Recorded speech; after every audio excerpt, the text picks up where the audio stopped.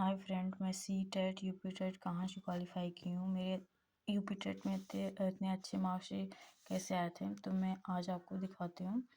पहले फ्रेंड्स, बाल विकास के लिए मैं पूरा इसको पढ़ूंगी। ये पूरा क्या है ना कि पूरा बेसिक दिया है। इसके बाद एक बुक है यहाँ पे मेरा प्रैक्टिस सेट। पढ़ने के बाद प्रैक्टिस सेट लगाते हैं ना, तो पता चलता है कि हाँ मेरी तैयारी कैसी है। यहाँ पे चैप्टर वाइज सेट दिया हुआ है, बहुत अच्छा है। तो मैं आज से आप लोग को डेली, आपको कहीं से और पढ़ने की जरूरत नहीं, मैं डेली आपको ये चैप्टर वाइज पढ़ाऊंगी, फिर प्रैक्टिस शीट लगाऊंगी, जिससे आप भी अच्छा स्कोर कर सकते हैं। तो मैं स्टार्ट करती हूँ। बाल विकास, जो विकास का प्रत्यय एवं अधिगम से संबंध है। Concept of the development and it's relationship with the learning.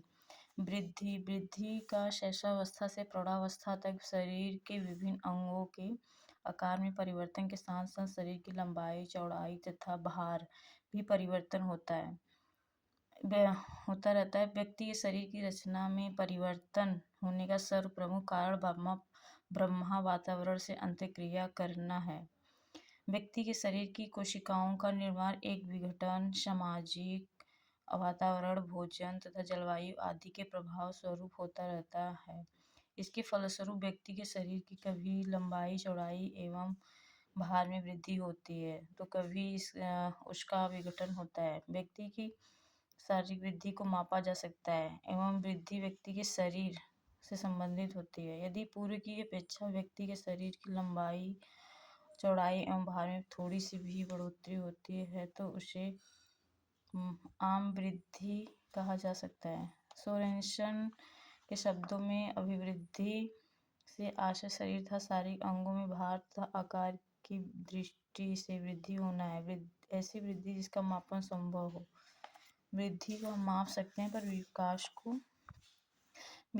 विकास शब्द परिवर्तन का उद्योतक व्यक्ति में यथा संभव होने वाले विभिन्न परिवर्तनों को ही विकास कहा जाता है। विकास के अंतर्गत व्यक्ति के मानसिक, सामाजिक, संवेगात्मक तथा शारीरिक दृष्टि से होने वाले परिवर्तनों को सम्मिलित किया जाता है। अर्थात व्यक्ति में होने वाले समस्त परिवर्तनों को विकास कहा जाता है। व्यक्ति में होने वाले परिवर्तनों पर व्यक्ति भिन्नता का प्रभाव पड़ता है। व्यक्ति के विकास में एक निश्चित दिशा होती है तथा परिवर्तन एवं एक निर्धारित क्रम की दिशा में होता है। यह विकास कभी अवरुद्ध नहीं होता, वरन सैन्य सतत रूप से किसी न किसी रूप में होता है। विकास के अंतर्गत व्यक्ति सतत रूप से परिपक्वता की दिशा में बढ़ता रहता है।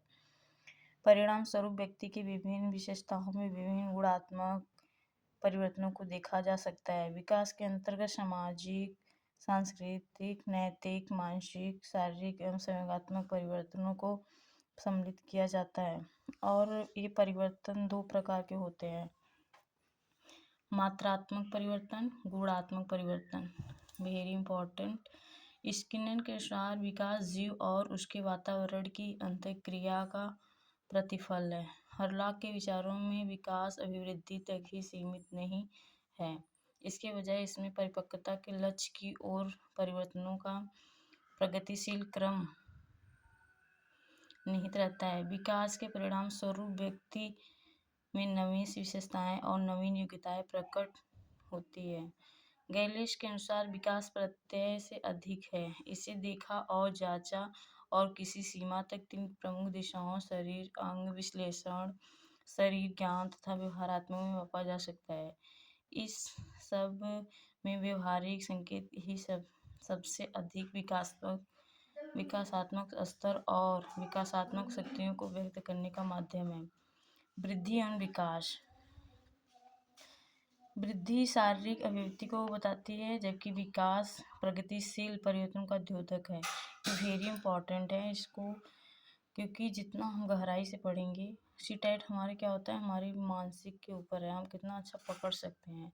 क्योंकि यूपी टेट में हम ऑप्शन वाइज टिक लगाते हैं, पर सी-टेट में आपको पेडोलॉजी में आपका जितना माइंड शार्प रहेगा उतना अच्छा क्वेश्चन करेंगे। तो इसमें सबसे ज़्यादा मेन इंपॉर्टेंट है कि वृद्धि और विकास में अंतर क्या है। तो इसे वृद्धि हमारा शरीर का जितना है माप सकते हैं। वृद्धि जाके एक टाइम पे रुक जाता है पर विकास नहीं। विकास हमारे जीवन पर्यंत चलता रहता है, कहीं न कहीं हम नया नया चीज़ कुछ सीखते रहते हैं। तो फ्रेंड्स, यहाँ से वृद्धि शारीरिक अभिवृद्धि को बताती है, जबकि विकास प्रगतिशील परिवर्तनों का द्योतक है। बालक विशेष की जीवन यात्रा अपनी माँ के गर्भ में गर्भावस्थान की क्रिया के तत्काल बाद शुरू हो जाती है। धीरे धीरे निषेचित अंडे अंकुरित बीज की तरह में से वृद्धि और विकास की प्रक्रिया के परिणाम स्वरूप विकास को प्राप्त होता है।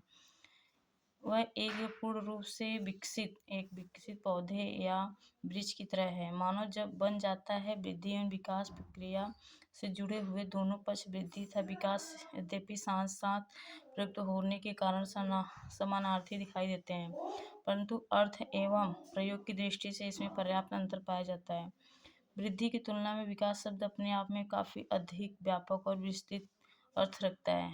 विकास के परिणाम स्वरूप तथा गुणात्मक दोनों प्रकार के परिवर्तन शामिल होते हैं, जबकि वृद्धि शब्द केवल मात्र परिणाम या तादाद संबंधित परिवर्तनों जैसे आकार, लंबाई, भार में होने वाले परिवर्तन शब्द भंडार में वृद्धि आदि के लिए ही प्रयुक्त हो सकता है। इसके अतिरिक्त जहाँ वृद्धि में परिपक्वता ग्रहण करने के पश्चात विराम लग जाता है, वहाँ विकास की प्रक्रिया गर्भाधान से प्रारंभ होकर मृत्यु पर्यंत चलती रहती है। इसके आगे मैं प्रैक्टिस कराऊंगी। इसके आगे फ्रेंड्स, वृद्धि और विकास में अंतर, ये वेरी इंपॉर्टेंट है, क्योंकि इसमें से ना मेन जो क्वेश्चन आता है यहीं से आता है। जैसे कि अभिवृद्धि और विकास में अंतर क्या है? विवृद्धि, ग्रोथ। अभिवृद्धि का स्वरूप बाह्य होता है, अभिवृद्धि कुछ समय के बाद रुक जाती है। फ्रेंड्स, हमारे शरीर की जो बनावट, हमारे शरीर की हाइट, हमारे शरीर की जो डेवलपमेंट है, एक एज होती है, एज के होने के बाद वो रुक जाती है। और फिर जो विकास होता है, जीव विकास, तो हम कहीं भी जाते हैं, कुछ ना कुछ नया नया सीखते रहते हैं, तो विकास हमारा जीवन पर्यंत चलता है। बट हमारा जो वृद्धि है, एक उम्र में जाके वो रुक जाता है धीरे धीरे। इसके आगे नेक्स्ट है, अभिवृद्धि का प्रयोग संकुचित अर्थ में होता है। अभिवृद्धि में कोई निश्चित क्रम नहीं होता है, अभिवृद्धि का कोई निश्चित दिशा नहीं होती है, अभिवृद्धि का कोई लक्ष्य नहीं होता है। अभिवृद्धि को सीधे मापा जा सकता है, उदाहरण ऊंचाई, भार को सीधे मापा जा सकता है। विकास, डेवलपमेंट। फ्रेंड, विकास आंतरिक और बाह्य दोनों होता है। विकास जीवन पर्यंत चलता रहता है। विकास शब्द का प्रयोग व्यापक अर्थ में होता है। विकास में एक निश्चित क्रम होता है, विकास की एक निश्चित दिशा होती है, विकास का कोई ना कोई लक्ष्य होता है। विकास का सीधा मापन संभव नहीं है, जैसे बुद्धि को नहीं मापा जा सकता। फ्रेंड्स, ये बहुत ज़्यादा इम्पोर्टेंट है, वृद्धि एवं विकास। इसके आगे मैं नेक्स्ट कल क्वेश्चन कराऊंगी।